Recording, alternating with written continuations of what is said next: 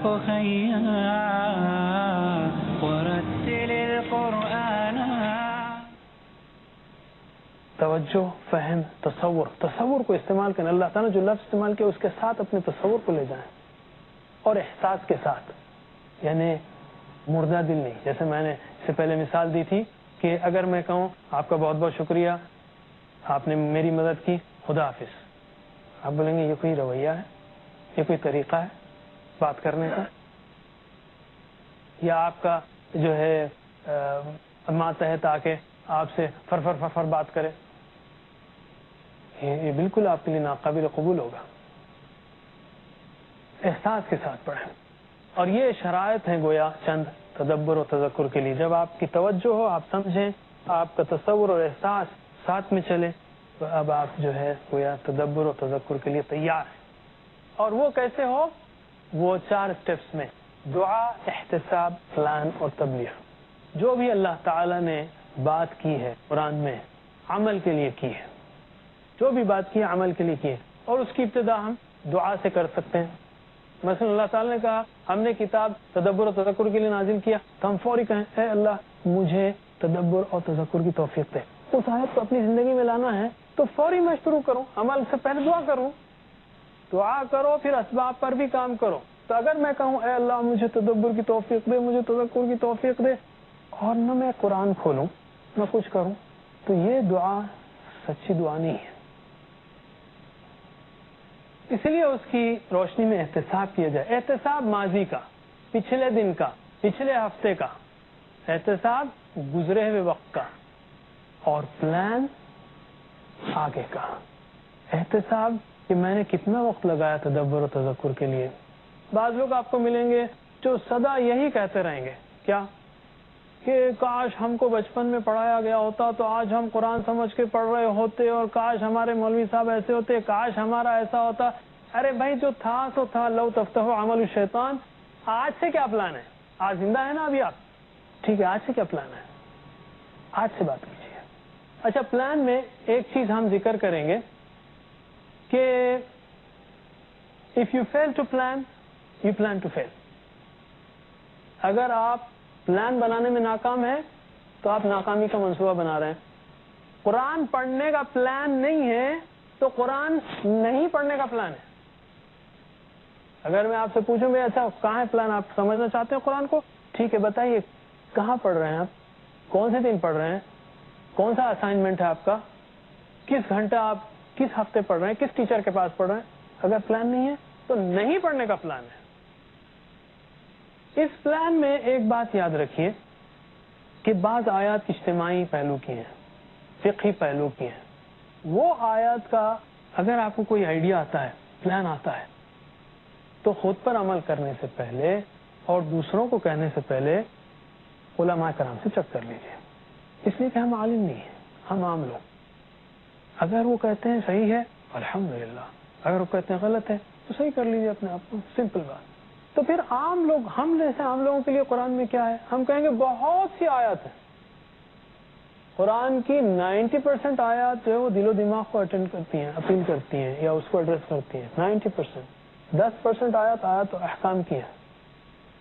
90% دماغ، 90% آیات کیا؟ اتباع رسول، تعلق باللہ، فکر آخرت، ذکر، عبادت، اخلاق، معاملات، دعوت، تبلیغ، امر بالمعروف، نہی عن المنکر. یہ سارے ایریاز جس میں ہم احتساب کر سکتے ہیں، پلان کر سکتے ہیں. تو تدبر و تذکر کا طریقہ کیا ہوا؟ دعا، احتساب، پلان اور تبلیغ. آپ میرے ساتھ دہرائیے 4 اسٹیپس کو. پہلا کیا ہے؟ دعا، احتساب، پلان، تبلیغ. تبلیغ کیوں؟ کہ اللہ کے رسول صلی اللہ علیہ وسلم نے فرمایا بلغوا عنی ولو آیا. بلغوا، پہنچا دو. بلغوا، پہنچا دو. عنی، مجھ سے. اللہ کے رسول صلی اللہ علیہ وسلم نے مجھ سے. ولو آیا، اگرچہ، ولو اگرچہ آیا، ایک آیت ہو.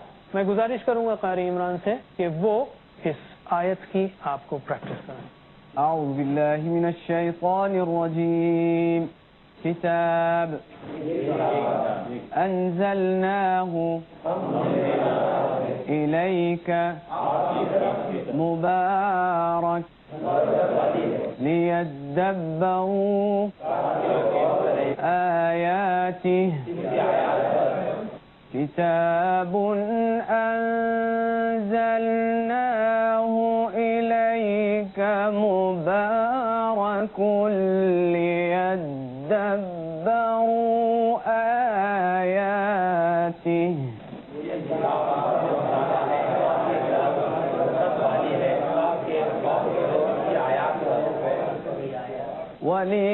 وليتذكر أولو الألباب وليتذكر أولو الألباب.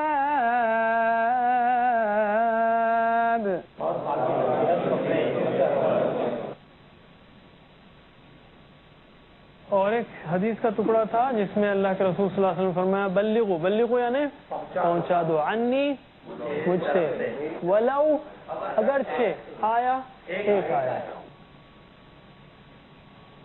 ان میں ہم نے جو اہم الفاظ یا ٹکڑے سیکھے لی یعنی کیا ہے تاکہ لیدبروا تاکہ تدبر کریں لیتذکر تاکہ غور کریں تاکہ نصیحت پکڑیں. آیا آپ کو معلوم ہے آیت کے دو معنی ہیں آیت قرآن کی آیت نشانی لی ہوا ہے اولو یعنی والے اولو الالباب. اب ہم گرامر کی طرف آتے ہیں.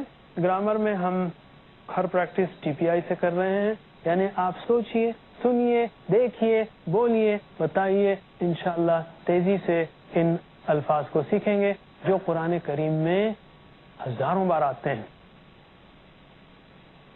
اور شیطان کو بیچ میں مت آنے دیجیے کہ وہ آپ کو اس بات پر آمادہ کرے کہ آپ کا یہ جو ہاتھ ہے میں نہیں سمجھتا 10-25 کلو کا ہاتھ ہے وہ اس کو آپ ہٹا نہ سکیں قرآن سیکھنے کے لیے. شرمائیے مت ہم قرآن سیکھ رہے ہیں قرآن کے الفاظ سیکھ رہے ہیں. تو اس سے پہلے ہم نے سیکھا ہوا ہم انت انتم انا نحن. مجھے یقین ہے کہ آپ کو یہ الفاظ اچھی طرح یاد ہو گئے ہوں گے. ہوا کا مطلب وہ اشاروں سے پلیز اشاروں سے اشارے بہت ضروری ہیں. اور اس میں ہم نے بتایا آپ اس میں 50 الفاظ ایسے سیکھیں گے کم از کم پہلے حصے میں پہلے شروع کے 25 اسباق میں جو قرآن کریم میں 20,000 بار آئے ہیں. اشارے بہت اہم ہیں. ہوا ہم انت انتم انا نحن ہم سب ماشاءاللہ. اسی طرح ہم نے ہو ہم کا کم اینا سیکھا ٹکڑے سیکھے. دیکھیے میں یہاں پر عربی اصطلاحات گرامر کی قواعد کی مصطلحات سے استعمال نہیں کر رہا ہوں. ضمیر متصل ضمیر منفصل واحد غائب حاضر متکلم مذکر مؤنث یہ اہم ہے لیکن ابھی نہیں. آپ کو یہ معلوم ہو کہ ہو کا مطلب کیا ہے کافی ہے. ویسے میں آپ سے پوچھوں گا کہ آپ میں سے کتنے لوگوں کو اردو قواعد آتے ہیں؟ اردو بات کر رہے ہیں آپ سمجھ رہے ہیں؟ کیا میں آپ سے یہ کہوں کہ پہلے جا کر اردو قواعد سیکھیے پھر بعد میں آ کر میری بات کو سننا یا بعد میں اردو بات کرنا؟ نہیں. استعمال سے مانوسیت سے آپ کو یہ چیزیں آ جاتی ہیں اور بعد میں جب آپ کو اچھا سمجھ میں آنے لگے کچھ تو پھر ضرور قواعد سیکھیے. یہ ہمارا KG کا کورس ہے ابتدائی کورس ہے کنڈر گارٹن کا کورس ہے قرآن کی بسم اللہ کا کورس ہے. سمجھیے آپ یہ اس سے آپ قرآن کے مفتی نہیں بن جاتے. یہ تو سمجھنے کا کورس ہے صرف. تو ہو ہم کاکم اینا قرآن کریم میں بہت بار 10,000 بار کے قریب آتے ہیں. ہر لائن میں آتے ہیں ٹکڑے. ربہو کیا مطلب تھا؟ ربہو اس کا رب. ربہم ربکا ربکم ربی ربنا ہمارا رب. ماشاء اللہ. ہم نے یہ بھی دیکھا تھا کہ الفاظ کی 3 قسمیں ہیں.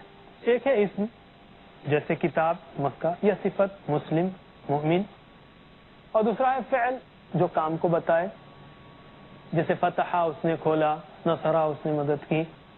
اور تیسرا ہے حرف جو اسموں کو اور فعلوں کو ملائے اسم کو ملائے فعل کو ملائے یا اسم فعل کو ملائے وغیرہ. ہم نے رب کے ساتھ جو کہ ایک اسم ہے رب کے ساتھ ہو ہم کا کم اینا کو جوڑ کر سیکھا تھا. ربہو اس کا رب جیسا کہ ابھی آپ نے کہا ربہم ربکا ربکم ربی ربنا. مزید پریکٹس کے لیے ہم کچھ اور الفاظ سے اس کو جوڑ کر پریکٹس کرتے ہیں جیسے دین. دین کا مطلب